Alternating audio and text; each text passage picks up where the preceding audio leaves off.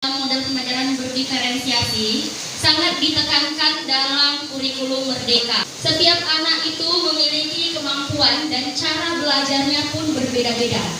Ada anak yang kinestetik, ada yang audio, ada juga yang visual.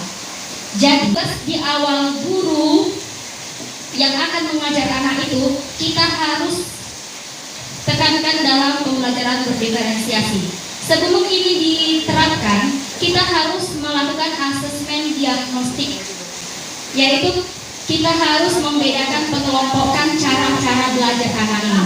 Jadi berdiferensiasi ini identik dengan pengelompokan anak. Kita harus kelompokkan anak itu gaya belajarnya seperti apa. Makanya nanti Bapak Ibu yang akan mendapatkan kurikulum Merdeka nanti di tahun ajaran baru harus dilakukan asesmen diagnostik di awal soal. Misalnya A, pilihan A itu cenderung ke anak yang kinestetik. Kalau dia banyak yang memilih A, berarti anak itu kinestetik. Kalau yang dia cenderung memilih B, berarti anak itu visual dan selanjutnya. Jadi itu wajib untuk kita terapkan nanti di awal pembelajaran di tahun 2023-2024. Oke, saya akan menjelaskan sedikit tentang model pembelajaran. Menurut Tomlinson dan Edison 2003, pada SD pembelajaran secara proaktif melibatkan peserta didik selama proses. Ada 4 karakteristiknya pembelajaran berdiferensiasi yang efektif. Pertama, kita memberikan dorongan. Kita semangatkan anak-anak itu supaya anak itu percaya untuk aktif dalam kegiatan proses pembelajaran kita. Yang kedua, kita melakukan penilaian berkelanjutan.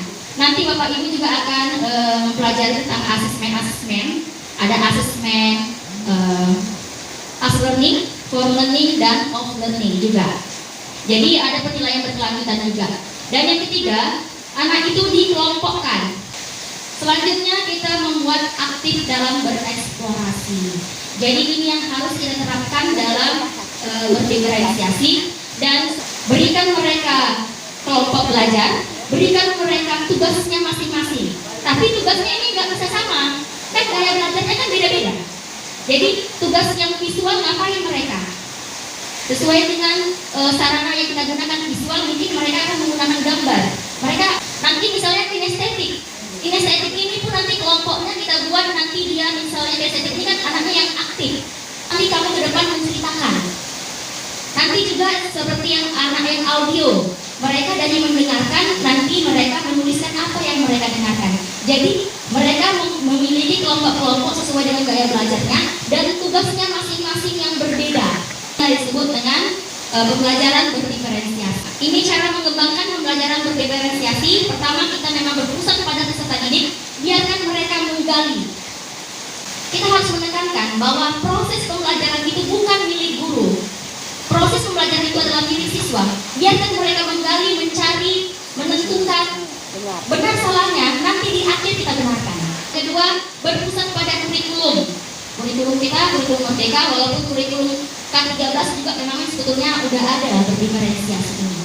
Yang selanjutnya berdiferensiasi materi pembelajaran. Materi ini tadi seperti saya bilang, tugasnya antara kelompok si kinestetik, visual sama si audio ini berbeda. Gak bisa kita samakan. Selanjutnya, 4 karakter pembelajaran berdiferensiasi. Pembelajaran berfokus pada konsep dan prinsip pokok, evaluasi kesiapan anak, mengelompokkan siswa secara fleksibel. Nah, kita kelompokkan. Baru peserta didik menjadi penjelajah yang aktif. Jadi mereka yang belajar, mereka yang menjalankan proses, bukan guru. Guru hanya sebagai fasilitator. Kita mengawasi gerak-gerak anak itu. Tujuan pembelajaran berdiferensiasi, pertama konten. Konten ini adalah materi pembelajarannya. Jadi kita berpusat pada konten, materi pembelajaran. Prosesnya, ini proses ini sangat berarti ya dalam pembelajaran. Biarkan anak itu yang aktif. Selanjutnya produk, apa yang dihasilkan dari anak-anak itu. Selanjutnya lingkungan belajarnya. Itulah yang kita bilang kelompok-kelompok itu, kita harus mendukung. Prinsip pembelajaran berdiferensiasi, kita harus melakukan asesmen berkesinambungan. as learning, for learning, dan of learning. Itu adalah penilaian di awal pembelajaran, pada proses pembelajaran, dan pada akhir pembelajaran. Selanjutnya, kolaborasi antar guru. Ya, guru dan murid kerjasama. Bagaimana maunya mereka? Kita juga harus ada kedekatan kepada murid. Penggunaan waktu yang fleksibel. Strategi pembelajarannya juga harus bervariasi. Kita kelompokkan sesuai dengan gaya belajarnya. Dia mau kayak gini, nah, kita kasih kayak gini. Kekurangan yang saya hadapi dalam penerapan berdiferensiasi ini memakan waktu. Misalnya pembelajaran itu hanya ada 3 jam mata pelajaran dari jam 1 sampai jam 14.45. Karena dengan pembelajaran berdiferensiasi ini memang di awal-awal kita memang memakan waktu. Kita buat kelompok. Nanti misalnya udah siap dan ditetapkan itu setengah jam ya kita bahas. Nah, nanti pasti ada anak yang belum siap. Awal-awal kita menerapkan model pembelajaran berdiferensiasi ini memang waktunya itu belum fleksibel. Pelajaran yang lain jadi terlewatkan. Cuman kata fasilitator kita, gak apa-apa, biasakan aja. Lama-lama nanti anak itu sudah terbiasa.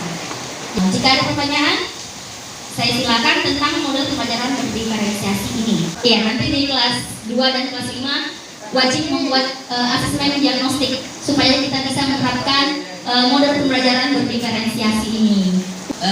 Barangkali saya belum mengikuti sampai yang kadang kan dalam keadaan sakit. Ini tadi diferensi misalnya anak yang lemah sama anak yang istilahnya the best gitu kan. Biasanya kalau kami guru kelas 1 lah ya ini ya, khususnya anak yang pintar itu biasanya kita gabungkan duduknya gitu ya, duduknya berdekatan sama anak yang the best. Agar apa? Agar anak-anak itu yang nggak pandai dia bisa melihat, dengan melihat terus kita bimbing juga dengan cara pendekatan kita juga. Jadi anak itu mengertinya ambil huruf A. Kadang anak-anak mengambilnya juga kalau nggak pandai dia bingung apa yang mau diambil. Makanya kita selalu dampingkan sama anak yang in the best.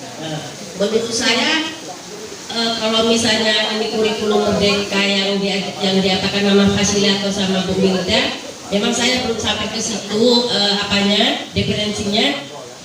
Bagaimana kalau misalnya untuk kedepannya ada waktu, coba tolong ditanyakan lagi kita sama-sama misalnya untuk mengingat, karena biasanya memang anak yang lemah sama anak yang the best, agar anak-anak itu terdorong. Menanggapi pertanyaan dari Bu Berlian, pembelajaran berdiferensiasi ini memang tidak selalu kita gunakan, ya tidak selalu, tapi sangat sering harus kita lakukan. Jadi saya juga ada bertanya sama Bu Wilda, terutama kepada anak-anak kadang matematika, ada yang sudah paham, ada yang belum paham. Jadi saya juga menekan mengganti, itulah jadinya kelompokkan lagi kembali. Tapi yang paling dominan memang yang seperti saya utamakan untuk pembelajaran berdiferensiasi. Jadi ini bisa dilakukan, tapi tidak selalu, ya Bu ya. Nah, seperti yang Ibu lakukan itu pun boleh. Ya. Anak ini, dia ini pengennya didengarkan, dia ini pengennya nengok video. Anak ini inginnya, dia menceritakan sendiri. Nah, itu gaya belajarnya saja, pengelompokannya. Tapi kalau sudah masuk materi yang kita cocok, saya pengen seperti ini kayak teman sejarah. Jadi nggak harus selalu berpusat berdiferensiasi ini, bisa. Tapi sering aja untuk melakukan ini. Baik Bapak Ibu, ada lagi pertanyaan?